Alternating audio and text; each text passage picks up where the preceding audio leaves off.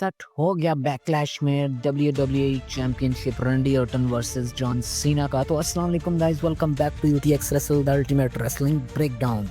तो आज हम बात करने वाले हैं आज हुई धमाकेदार स्मैकडाउन की।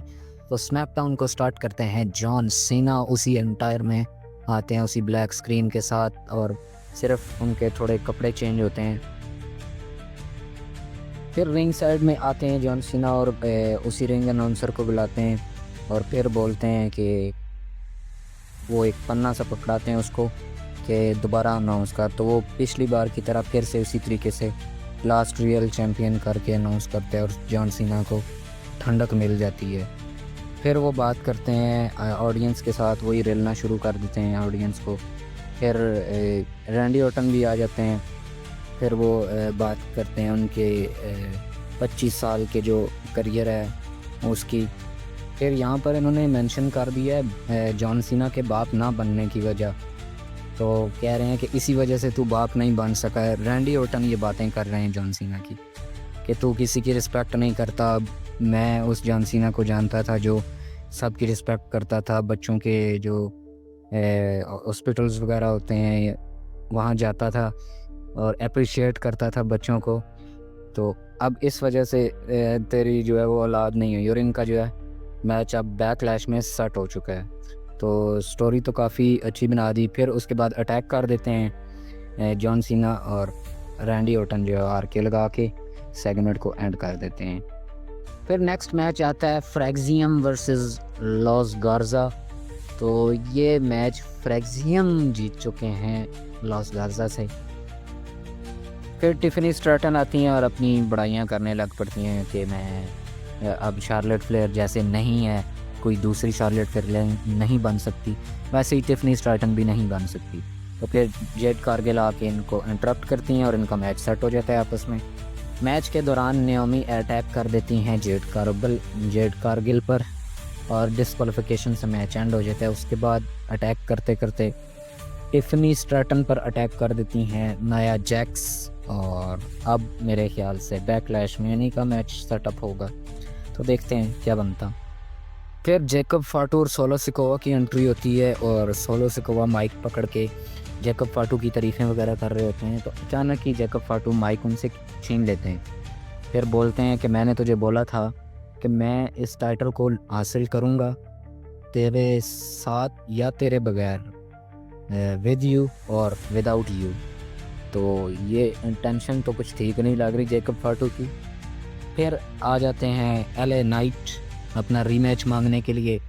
फिर ड्रू मैकइंटायर भी इंटरप्ट करते हैं और इनका मैच जो है सेट हो जाता है नेक्स्ट। तो उसके बारे में बाद में बात करते हैं।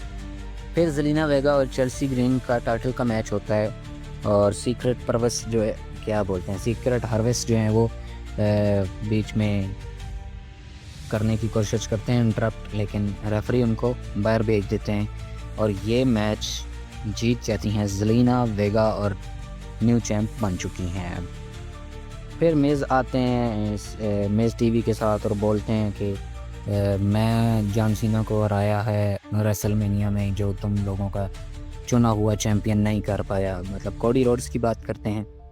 और फिर एक रिटर्न हो जाता है एलिस्टर ब्लैक का, वो अटैक करते हैं इन पर और इनका मैच नेक्स्ट वीक सेटअप हो चुका है। फिर एले नाइट और ड्रू मैकइंटायर का मैच आता है। मैच चल रहा होता है लेकिन बीच में अटैक कर देते हैं डेमियन प्रीस्ट, डिस्क्वालीफाई हो जाते हैं। अब पता नहीं कि ये डिस्क्वालिफिकेशन काउंट की जाएगी चैम्पियनशिप के कंटेंडरशिप के लिए या नहीं। फिर जैकब फाटू भी आते हैं, सबको अटैक करते हैं और ये अब फेटल 4 वे की तरफ ना चले जाएं, बाकी खैर है। फिर जॉन सीना और आर ट्रूथ का एक बैक स्टेज से सेगमेंट आता है। वो अप्रिशिएट कर रहे होते हैं आर ट्रूथ जॉन सीना को और फिर जॉन सीना बगैर भाव दिए चले जाते हैं। फिर जिमी यूसो आते हैं और उससे पहले आर ट्रूथ बोलते हैं कि मैं जब बड़ा होऊंगा तो मैं इस जैसा बनूंगा।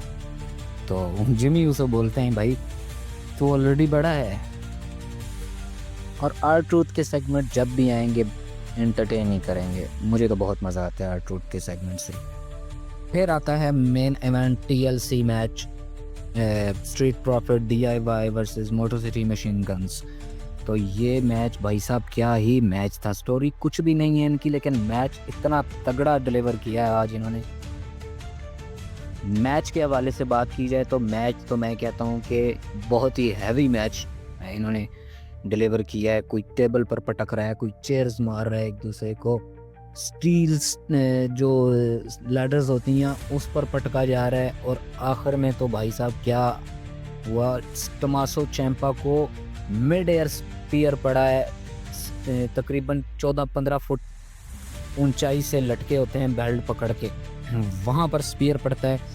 और स्ट्रीट प्रॉफिट जो है इतनी अच्छी परफॉर्मेंस के बाद रिटेन कर लेते हैं अपनी चैम्पियनशिप को। तो ये थी आज की स्मैकडाउन। आई होप आप लोगों को पसंद आई होगी। पसंद आई है तो लाइक शेयर एंड सब्सक्राइब करें।